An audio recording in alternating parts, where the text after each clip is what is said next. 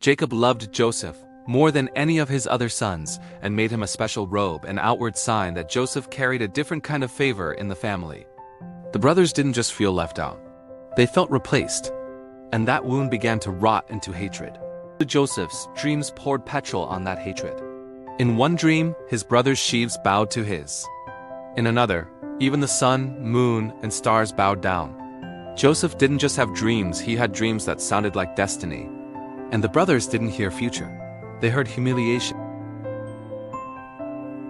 One day, Joseph was sent to check on his brothers in the fields. From a distance, they saw him coming alone, unprotected, wearing the robe that reminded them of their father's preference. And something dark formed in their hearts. Here comes that dreamer.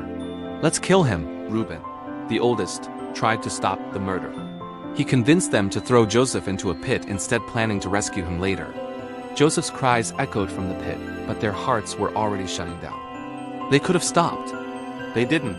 Then comes one of the coldest lines in the story. They sat down to eat. Joseph is in a pit, terrified, betrayed, unheard.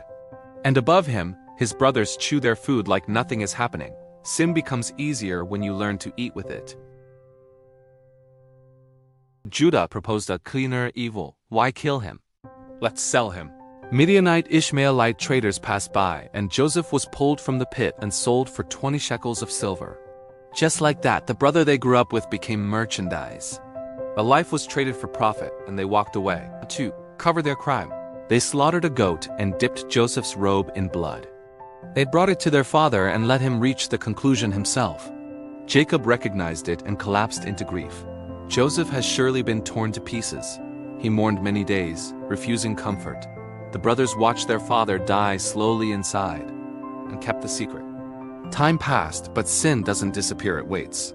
Then famine hit the land, and Jacob sent the brothers to Egypt for grain. There, they stood before a powerful Egyptian governor without realizing it was Joseph. The ones who sold him now depended on him to live. Under pressure, the brothers began to crack.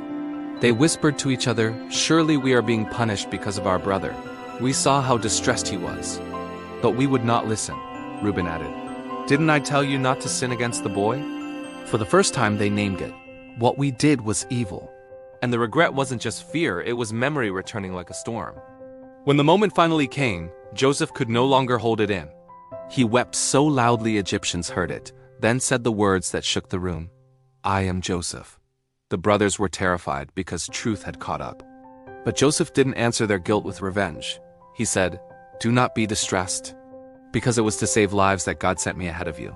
The betrayal was real, the regret was real. But so was redemption. The brothers who sold Joseph lived long enough to face what they did and to witness mercy they didn't deserve.